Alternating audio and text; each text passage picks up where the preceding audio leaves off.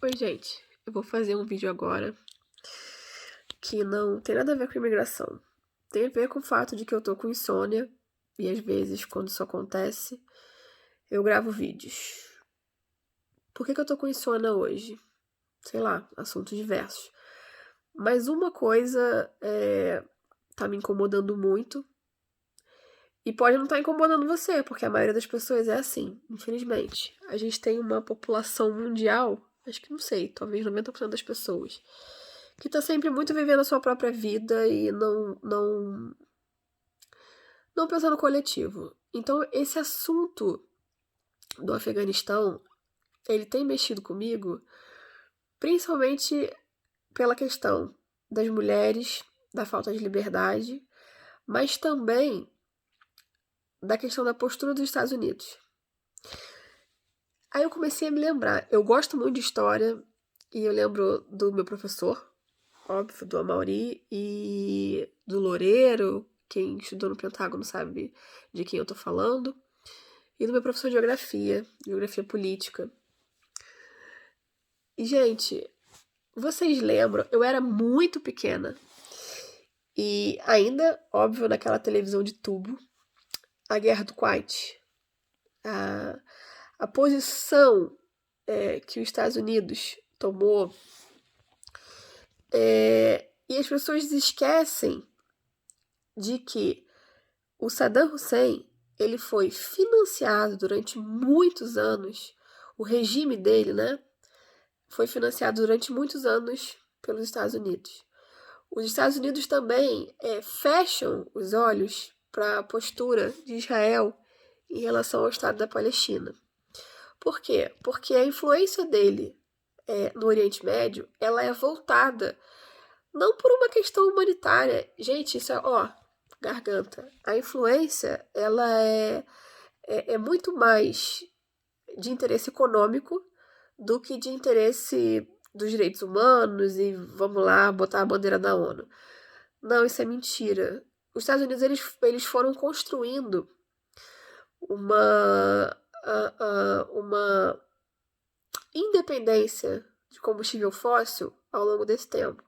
E a gente já está aí numa era de Teslas e mais. E agora vai entrar também uma coisa que é muito boa, que é carros à base de hidrogênio. Zero poluentes, etc.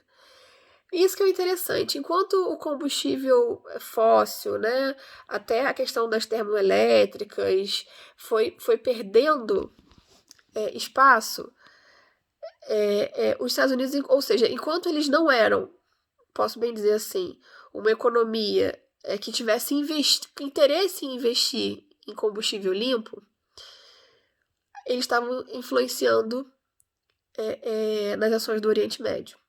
Eu quero lembrar vocês o seguinte, para quem não conhece, quem não entende sobre esse assunto.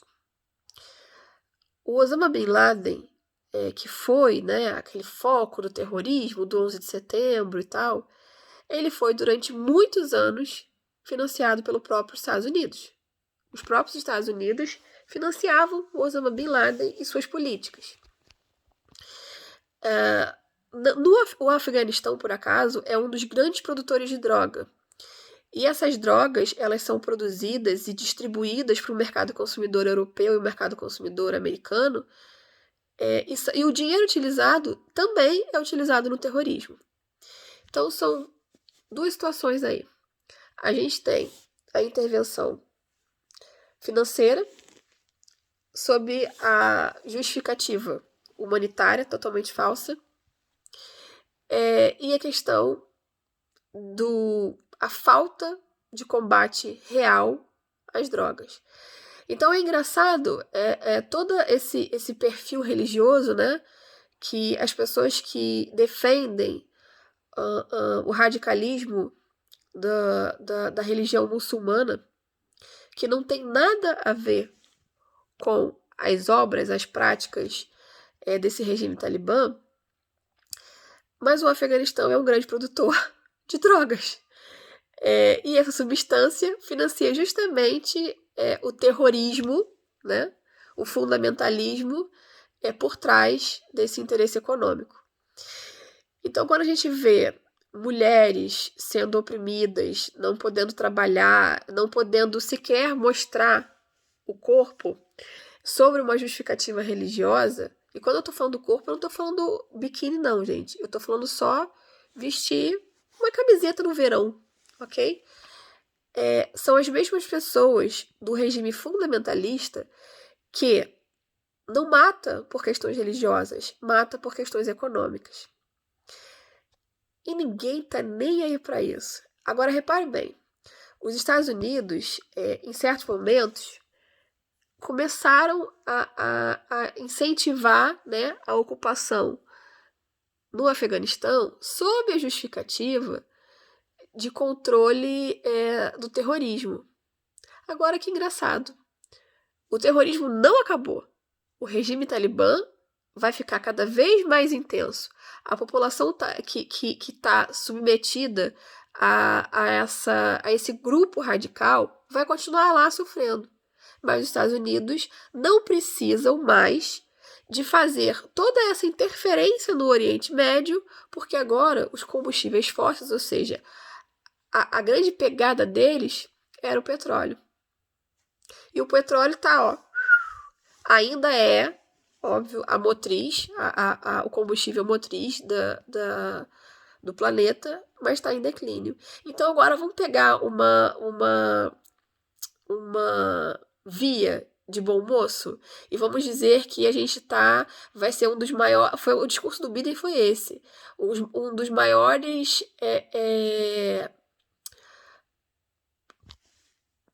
propagandistas, né? um dos maiores incentivadores da questão ambiental. Óbvio que a questão ambiental é absolutamente séria e importante, tá? A gente não tá... Eu, por acaso, fiz pós-graduação em gestão ambiental pelo Instituto PNUMA, que é o Programa das Nações Unidas para o Meio Ambiente, tá? Então, eu sei do que eu tô falando, mas o interessante é isso. Tudo que existe por trás do discurso.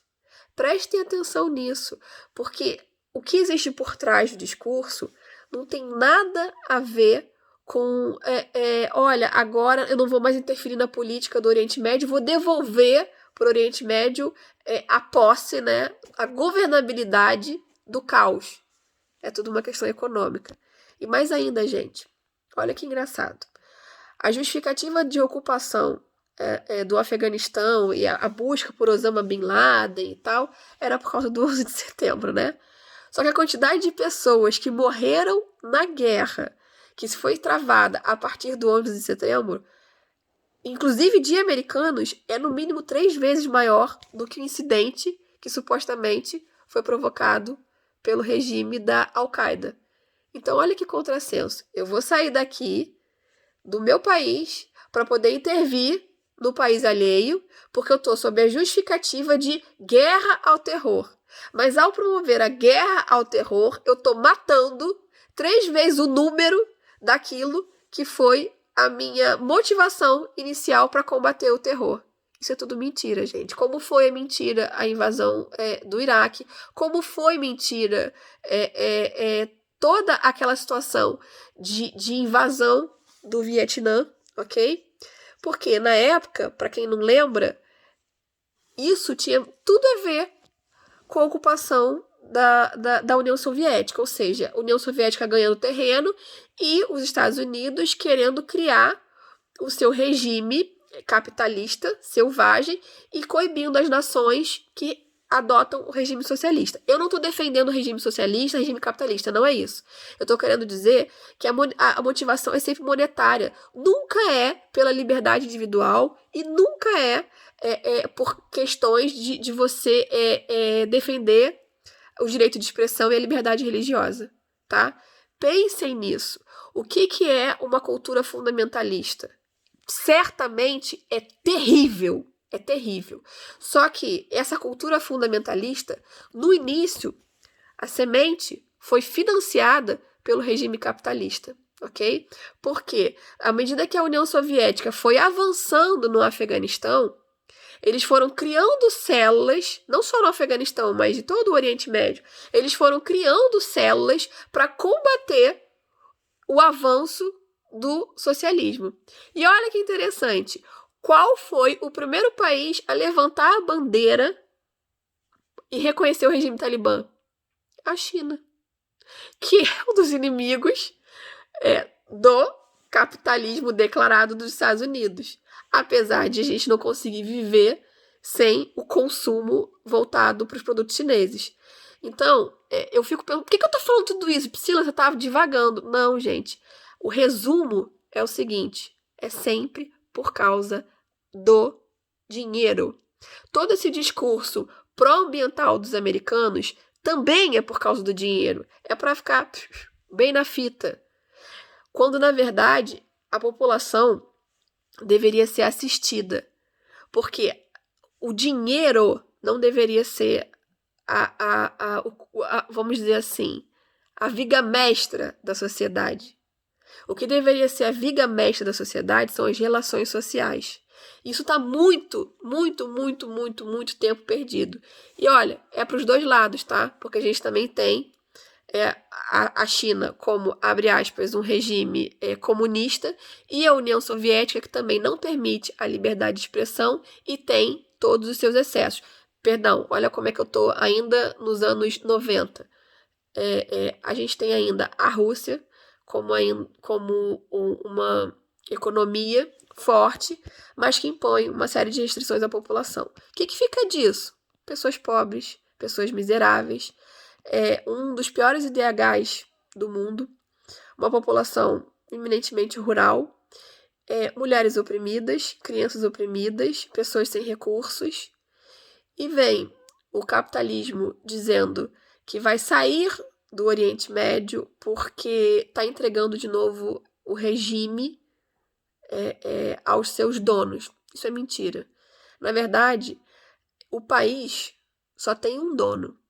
Seja os Estados Unidos, seja o Afeganistão, seja a própria China, tá? Vamos levar isso em consideração. Sabe quem é o dono do país? O dinheiro. E quem manda no dinheiro. Então, lá, a gente não tá falando de minorias, a gente tá falando sobre um país inteiro, tá? A minoria é justamente o regime talibã, ok? Mas a gente tá falando de uma população inteira que vai ficar submetida à violência. Aí eu digo pra vocês o seguinte, eu ouvi de uma amiga minha, que eu não vou divulgar quem seja, o problema do Brasil é que o Brasil não tem terrorista, porque se tivesse terrorista, essas pessoas do governo, né, obviamente do Congresso, não faziam o que faziam, os ministros também não faziam o que faziam. Eu concordo,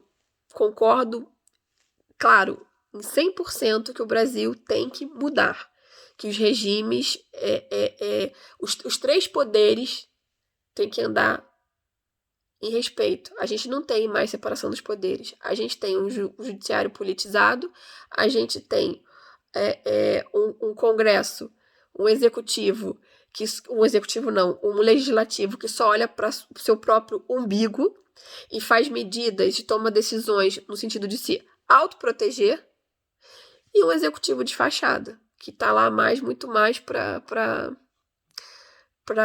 servir de espantalho para qualquer coisa. Não tem. A gente realmente está entregue ao caos. No entanto, o que se prefere? Viver o caos de uma economia falida, que infelizmente o Brasil está mergulhado, ou viver o caos da guerra que hoje o Oriente Médio está imerso? Então, por que eu estou falando isso também? Sabe o que vai acontecer, gente? Quando começarem a eclodir essas revoltas no Oriente Médio, como já acontece hoje, a política migratória da Europa vai sofrer um grande revés, tá? A Bélgica já tá... É a Bélgica? Ou a Áustria? Agora já não me recordo. Mas acho que... Bom, enfim. Já estão tomando medidas para poder rejeitar, para deportar as pessoas que chegam buscando o asilo. Agora vocês vejam, famílias inteiras são dizimadas, pessoas estão fugindo, saindo pelo Paquistão, tentando uma maneira de se lutar pela própria existência. E aí vem uma política econômica europeia que diz assim, ei, não tem lugar para você aqui não. Do mesmo jeito que a gente, às vezes, sai do Brasil para tentar fugir de uma política social completamente inexistente e voltada só para aquelas figuras que eu já falei, né? O legislativo olhando para o seu próprio umbigo, um judiciário politizado, quando não é corrupto, e um executivo que serve mais como um espantalho. Eu tô querendo fazer essa conexão para vocês perceberem que, no final das contas, tá tudo interligado. As coisas que acontecem lá no Talibã, no regime talibã, no Afeganistão, o que acontece na Síria, o que acontece no Líbano, o que acontece... Isso espirra na gente. A gente fica achando que não, mas espirra na gente. Espirra no preço do combustível, espirra na política migratória.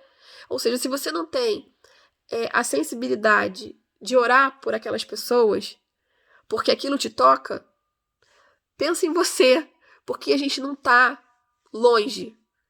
São coisas que você não vê, né? São coisas que você não sente, mas isso acaba espirrando na gente. E é por isso que eu tô com insônia, entendeu? Já são 5 e pouca da manhã, eu não consegui dormir, porque depois que eu vi o discurso do presidente dos Estados Unidos, falei, meu Deus, mas como as coisas se repetem? Como as coisas se repetem? Agora não é mais meu interesse, esse país... Posso bem dizer que dentro de uma política de 10 a 15 anos eu vou estar muito mais sustentável em relação a combustível. Eu posso muito bem largar o osso, sabe? Depois que eu explorei, incentivei a violência, não fiz o apoio estrutural que o país precisava, tá? Eu não investi naquilo que eu deveria, eu simplesmente fiz uma ocupação de maquiagem para poder impor uma posição minha política de guerra, e aí depois que eu já fiz aquilo que eu não me... Ou melhor, depois que eu não fiz aquilo que eu me propus a fazer, eu tô me retirando para dizer o seguinte, olha, já perderam... Muitos americanos já perderam as vidas por causa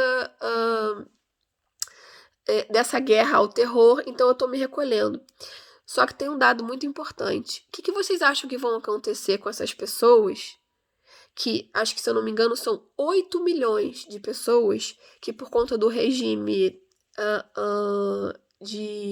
dos Estados Unidos, tinham relação direta com profissionais, tá? Com os americanos. Essas pessoas podem ser fuziladas. Ou seja, os Estados Unidos está lá há muitos anos, né? Quantas essas pessoas estão na lista negra do governo? Os Estados Unidos estão saindo do Afeganistão, mas estão deixando vários órfãos diretos. Não tem ninguém pensando nisso. Então, pessoal, eu acho que a única coisa que eu posso pedir em relação à consciência política, já que nós não podemos fazer diretamente nada, é orar. Vamos orar por essas pessoas. Vamos orar pelas pessoas, porque a gente não consegue, infelizmente, sensibilizar o coração das autoridades. Mas eu acho que orando a gente consegue, de alguma maneira, mudar a energia do planeta. O meu canal tem poucas pessoas, tá? Tem, 12 mil seguidores. Mas imagina se os meus 12 mil seguidores começarem a orar pelo Afeganistão e pela política interna do Oriente Médio. Cada um daqueles países que existem conflitos territoriais, conflitos religiosos. Vamos pensar nisso. E aí, querido, você, seguidor, não é pra você passar esse vídeo não, porque eu não tô querendo fazer política com o vídeo. Você faz o seguinte, conversa com seu vizinho e fala, vamos orar pelo Afeganistão. Porque aí já começa. De 12, cada um tem um vizinho, né? Já vai para 24 mil pessoas. E assim vai, o negócio vai se multiplicando. E vamos ver se a gente consegue deixar, talvez, metade da população mundial, não importa a religião. Se você é muçulmano, se você prega o islamismo, né, que não tem nada a ver com essa política extremista do Talibã, se você é cristão, se você é judeu, se você é umbandista, se você é do candomblé, se você é hindu, se você é budista, se você é voodoo, não me importa. Mas para um pouquinho, pensa a respeito do que é ser humano e se coloca no lugar daquelas pessoas que estão lá sofrendo. Porque é muito difícil você viver num país em guerra como o Brasil, que é uma guerra civil. Mas é muito mais traumático você viver num país onde você não pode abrir a boca. Ok? Ó, beijinho pra vocês. Eu vou tentar dormir. Até o próximo vídeo.